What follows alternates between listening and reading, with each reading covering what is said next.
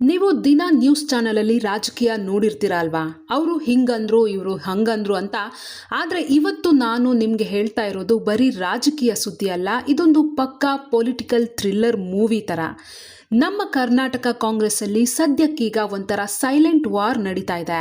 ಹೊರಗಡೆ ನೋಡೋಕೆ ಎಲ್ಲವೂ ಚೆನ್ನಾಗಿದೆ, ನಾವೆಲ್ಲ ಒಂದೇ ಅಂತ ಫೋಟೋಗೆ ಪೋಸ್ ಕೊಡ್ತಾರೆ. ಆದರೆ ಒಳಗಡೆ ಮಾತ್ರ ಸಿದ್ದರಾಮಯ್ಯನವರು ಎಂಥ ಒಂದು ದಾಳ ಉರುಳಿಸಿದ್ದಾರೆ ಅಂದರೆ ಅದನ್ನು ನೋಡಿ ಅತ್ತ ಹೈಕಮಾಂಡ್ನವರಿಗೂ ಶಾಕ್, ಇತ್ತ ನಮ್ಮ ಟ್ರಬಲ್ ಶೂಟರ್ ಡಿ.ಕೆ. ಶಿವಕುಮಾರ್ ಅವರಿಗೂ ತಲೆಬಿಸಿ.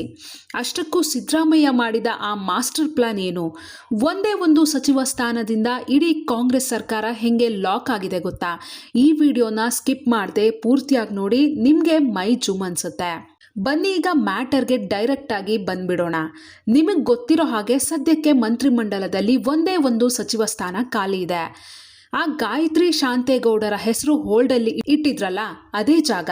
ಈಗ ಸಿದ್ದರಾಮಯ್ಯನವರು ಹೈಕಮಾಂಡ್ ಮುಂದೆ ಏನು ಪ್ರಪೋಸಲ್ ಇಟ್ಟಿದ್ದಾರೆ ಗೊತ್ತಾ? ನೋಡಿ, ನಮ್ಮ ಉತ್ತರ ಕರ್ನಾಟಕ ಭಾಗದ ಕುರುಬ ಸಮುದಾಯದ ನಾಯಕ ಬಸವರಾಜ ಶಿವಣ್ಣನವರಿಗೆ ಆ ಒಂದು ಮಂತ್ರಿ ಸ್ಥಾನ ಕೊಟ್ಬಿಡಿ ಅಂತ ಇದ್ದಾರೆ.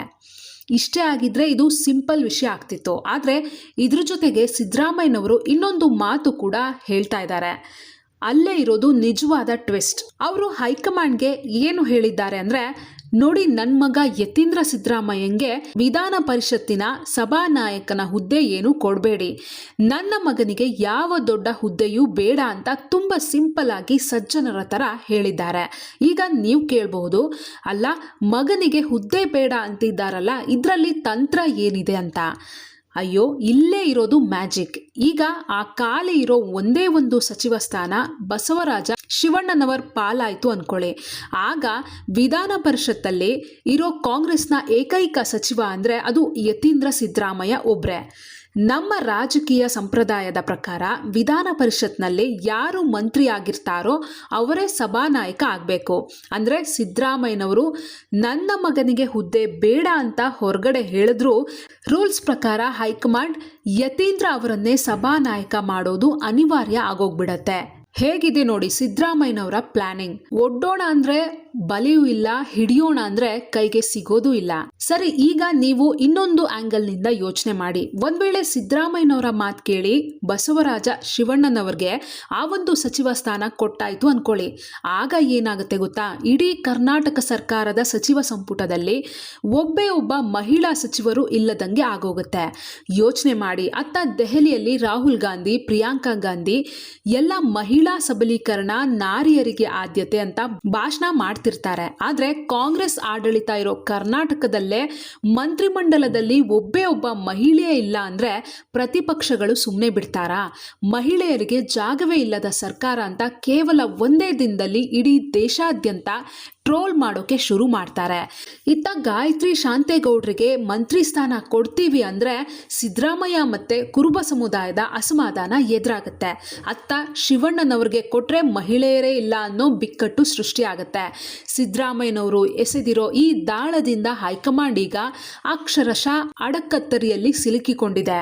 ಕತೆ ಇಲ್ಲೇ ಮುಗಿಲಿಲ್ಲ, ಅಸಲಿ ಪಿಕ್ಚರ್ ಇನ್ನು ಮುಂದೆ ಇದೆ. ಇತ್ತ ಬೆಂಗಳೂರಲ್ಲಿ ಏನಾಗ್ತಿದೆ ಅಂದರೆ, ಪ್ರಭಾವಿ ನಾಯಕರಾದ ಲೇಔಟ್ ಕೃಷ್ಣಪ್ಪ ಮತ್ತು ಅವರ ಮಗ ಪ್ರಿಯಾ ಕೃಷ್ಣ ಫುಲ್ ಗರಂ ಆಗಿದ್ದಾರೆ.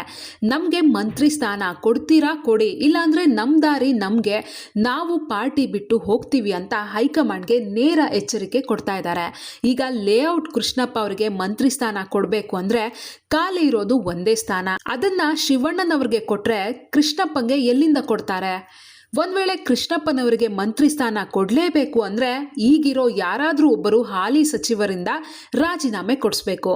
ಇಲ್ಲಿಗೆ ಬರ್ತಾರೆ ನೋಡಿ ನಮ್ಮ ಡಿ.ಕೆ. ಶಿವಕುಮಾರ್. ಯಾಕಂದ್ರೆ ಲೇಔಟ್ ಕೃಷ್ಣಪ್ಪ ಒಕ್ಕಲಿಗ ಸಮುದಾಯದವರು, ಅವರಿಗೆ ಜಾಗ ತೆರವು ಮಾಡಬೇಕು ಅಂದ್ರೆ ಈಗಿರೋ ಒಕ್ಕಲಿಗ ಸಚಿವರಲ್ಲಿ ಒಬ್ಬರನ್ನ ಕೆಳಗಿಳಿಸಬೇಕು.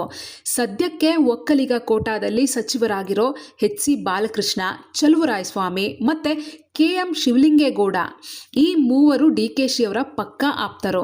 ಈಗ ಡಿ.ಕೆ. ಶಿವಕುಮಾರ್ ಅವರು ಯಾರಿಗೆ ಅಂತ ರಾಜೀನಾಮೆ ಕೊಡಿಸ್ತಾರೆ? ಚಲುವರಾಯಸ್ವಾಮಿ ರಾಜೀನಾಮೆ ಕೇಳಿದ್ರೆ ಮಂಡ್ಯದಲ್ಲಿ ಬೆಂಕಿ ಬೀಳತ್ತೆ. ಬಾಲಕೃಷ್ಣ ಅವರನ್ನ ಕೆಳಗಿಳಿಸಿದ್ರೆ ರಾಮನಗರ ರಾಜಕೀಯವೇ ಬದಲಾಗುತ್ತೆ. ಶಿವಲಿಂಗೇಗೌಡರನ್ನ ಮುಟ್ಟಿದ್ರೆ ಹಾಸನದ ಒಕ್ಕಲಿಗರು ಮುನ್ಸ್ಕೊಳ್ತಾರೆ.